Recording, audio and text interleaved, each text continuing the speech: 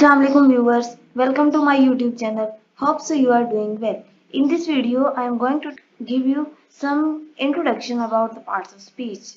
Hope so you will enjoy it. अगर आपको हमारी वीडियो अच्छी लगे तो हमारी वीडियो को लाइक करें, कमेंट करें और हमारे चैनल को सब्सक्राइब करें।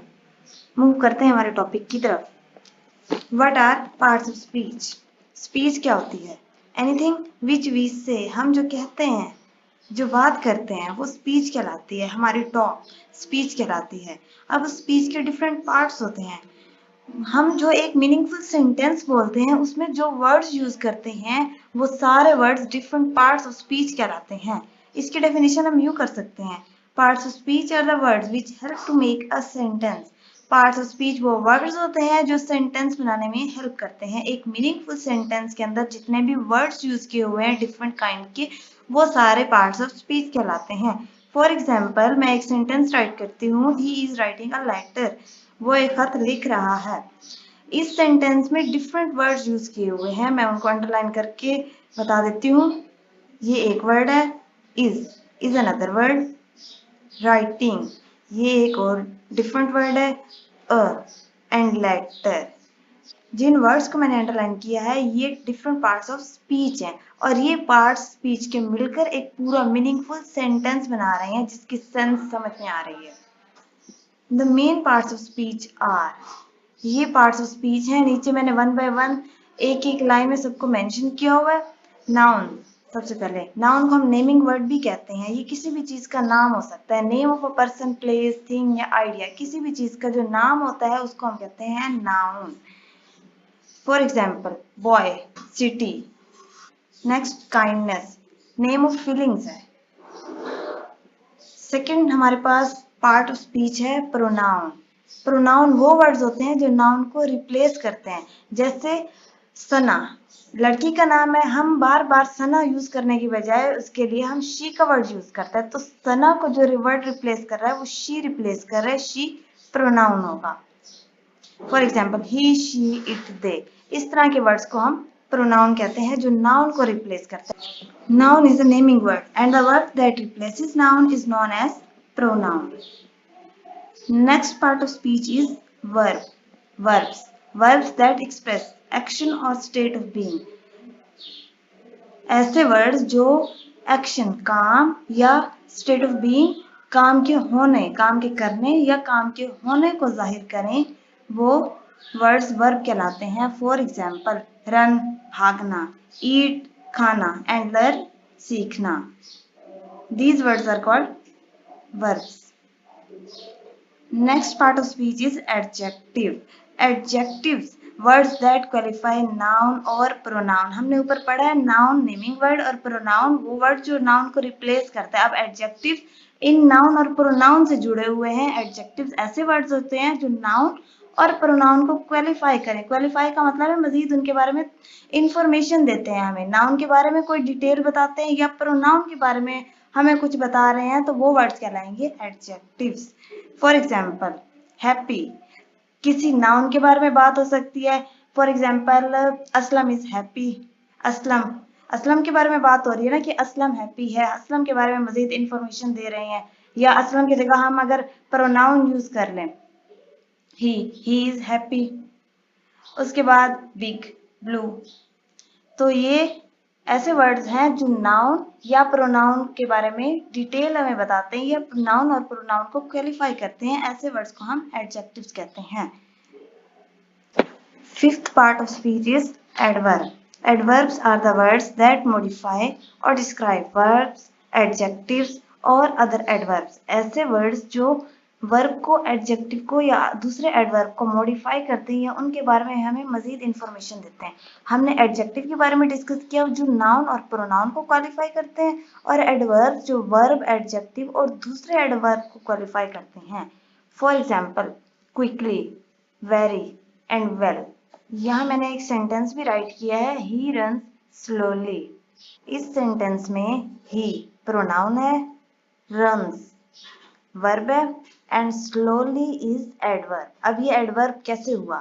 हमने एडवर्ब की डेफिनेशन पढ़ी है जो वर्ब को, एडजेक्टिव को या दूसरे एडवर्ब को क्वालिफाई करता है।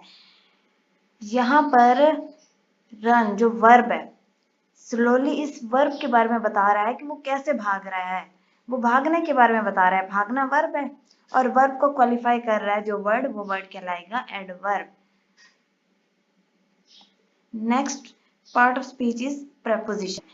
ये नाउन और प्रोनाउन के दरमियान में रिलेशन बताते हैं। For example in, on, at, with. Seventh part of speech is conjunctions. Conjunctions are the words that connect words, phrases or clauses in a sentence. Conjunctions वो words होते हैं जो किसी भी sentence में words को या phrases को या clauses को connect करते हैं। Examples हैं conjunctions की and, but और so. Next है interjection, वो words जो इमोशंस को या फीलिंग्स को एक्सप्रेस करते हैं, इमोशंस और फीलिंग्स का इजहार करते हैं, इन वर्ड्स को कहते हैं interjections. For example oh, ouch, wow. In words को इंटरजेक्शंस कहते हैं जो हमारी फीलिंग्स को जाहिर करते हैं। जैसे हम खुशी में होते हैं तो हम बोलते हैं हुर्रे। दुख में अलास का यूज किया जाता है। ओह तब हम यूज करते हैं जब कोई सैड न्यूज सुनते हैं। आउच जब कोई चोट लगती है तब बोलते हैं आउच। वाओ जब किसी चीज पर हैरान होते हैं, कोई चीज अच्छी लगती है तो हम वाओ का यूज करते हैं। इस आर्टिकल, आर्टिकल्स वो वर्ड्स होते हैं जो नाउन को मॉडिफाई करते हैं, नाउन के बारे में बताते हैं कि वो किसी खास चीज का नाम है या किसी आम चीज का नाम है, जो किसी स्पेसिफिक और जनरल चीज को एक्सप्रेस करते हैं, वो कहलाते हैं articles. For example the, a, an, ये तीन तरह के आर्टिकल्स हैं पूरी इंग्लिश ग्रामर में हैं। ए और एन इनको हम सिंगुलर चीज के लिए यूज करते हैं और ऐसी चीज के लिए यूज करते हैं जो जनरल होती है, आम सी चीज के लिए, और दी को हम स्पेसिफिक चीज के लिए यूज करते हैं। A is used with consonants and N is used with vowels. Both of these articles are known as indefinite articles, while the is known as definite article. the को हम definite article कहते हैं और a और n को indefinite article कहते हैं। यहाँ तक थोड़ा थोड़ा इंट्रोडक्शन दिया मैंने पार्ट्स ऑफ स्पीच का। अब कैटेगरीज क्या होती हैं पार्ट्स ऑफ स्पीच की। There are two basic categories of parts of speech: content word and function word. Number 1 content word, ऐसे वर्ड्स होते हैं जो मीनिंग कैरी करते हैं और कंटेंट रखते हैं, यानी इंफॉर्मेटिव वर्ड्स होते हैं।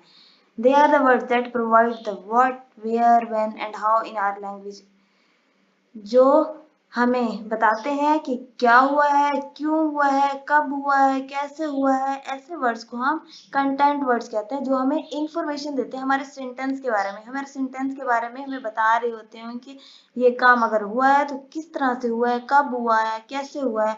इन वर्ड्स को कंटेंट वर्ड्स कहते हैं। एंड इंक्लूड, और इनमें जो पार्ट ऑफ स्पीच शामिल है वो ये वाले हैं: नाउन जो नेमिंग वर्ड्स होते हैं, मेन वर्ब जो एक्शन वर्ड्स होते हैं, एडजेक्टिव्स जो नाउन और प्रोनाउन को क्वालिफाई कर रहे होते हैं या किसी की क्वालिटी के बारे में बता रहे होते हैं, और एडवर्ब्स जो वर्ब, एडजेक्टिव और एडवर्ब्स को क्वालिफाई कर रहे होते हैं।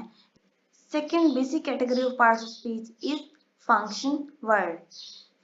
ये ऐसे वर्ड्स होते हैं जो ग्रामेटिकल फंक्शन रखते हैं, यानी कि हमारे जो सेंटेंस है उसकी सेंस सही कर रहे होते हैं, हमारे सेंटेंस का स्ट्रक्चर जो होता है उसको कंप्लीट करते हैं ये words. Function words help to establish the relationship between content words and clarify their meaning. Function words relationship कायम करते हैं कंटेंट वर्ड्स के दरमियान में और उनका जो मीनिंग होता है उसको क्लैरिफाई करने में हमारी हेल्प करते हैं। इसमें जो पार्ट्स ऑफ स्पीच आ जाते हैं वो हैं प्रोनाउंस। प्रोनाउंस वो वर्ड्स जो नाउन की जगह हम यूज करते हैं। ऑक्सिलरी वर्ब, ऑक्सिलरी वर्ब को हेल्पिंग वर्ब भी कहते हैं। ऐसे वर्ब जो मेन वर्ब के साथ यूज होते हैं उनको कहते हैं हेल्पिंग वर्ब। नेक्स्ट है प्रेपोजिशन। प्रेपोजिशन भी फंक्शन वर्ड्स होते हैं। कंजंक्शंस ये भी फंक्शन वर्ड्स होते हैं जो सेंटेंसेस को या वर्ड्स को कंबाइन करते हैं, ज्वाइंट करते हैं। इंटरजेक्शंस जो फीलिंग्स या इमोशंस को जाहिर करते हैं, ये भी फंक्शन वर्ड्स हैं। आर्टिकल्स, आर्टिकल्स भी फंक्शन वर्ड्स में आ जाते हैं। यहाँ एक सेंटेंस मैंने राइट किया है, Sana has lived in England for 10 years। अब इसमें पहचान करते हैं कौन से कंटेंट वर्ड है और कौन से फंक्शन वर्ड्स हैं। सबसे पहले सना नाउन है तो ये कंटेंट वर्ड होगा और ये हमें इंफॉर्मेशन दे रहा है कि कौन इंग्लैंड में रह चुका है, सना रह चुकी है। नेक्स्ट है लिव्ड, मेन वर्ब है तो इसीलिए ये भी कंटेंट वर्ड है। और कहाँ रह चुकी हैं? इंग्लैंड में। इंग्लैंड, ये भी कंटेंट वर्ड है। और 10 years, ये भी कंटेंट वर्ड है। कितना अर्सा रह चुकी हैं? 10 years। ये 4 to 5 वर्ड्स ऐसे हैं जो हमें इंफॉर्मेशन दे रहे हैं। ये वर्ड्स कंटेंट वर्ड्स हैं। इसके अलावा जो अंदर रह गए हैं हैज, इन, फॉर, ये फंक्शन वर्ड्स हैं जो हमारे सेंटेंस की सेंस कंप्लीट कर रहे हैं, ग्रामेटिकल मीनिंग रखते हैं। Content words Sana lived England 10 and years, और function words has, in, for, ये फंक्शन वर्ड्स हैं। Punctuation of a title.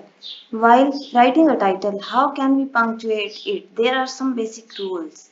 Content words को जब राइट करते हैं तो फर्स्ट लेटर कैपिटल राइट करते हैं, और जब फंक्शन वर्ड्स को राइट करते हैं तो लोअर केस में, यानी इनका फर्स्ट लेटर स्मॉल लिखा जाता है। इनके सारे लेटर स्मॉल होते हैं।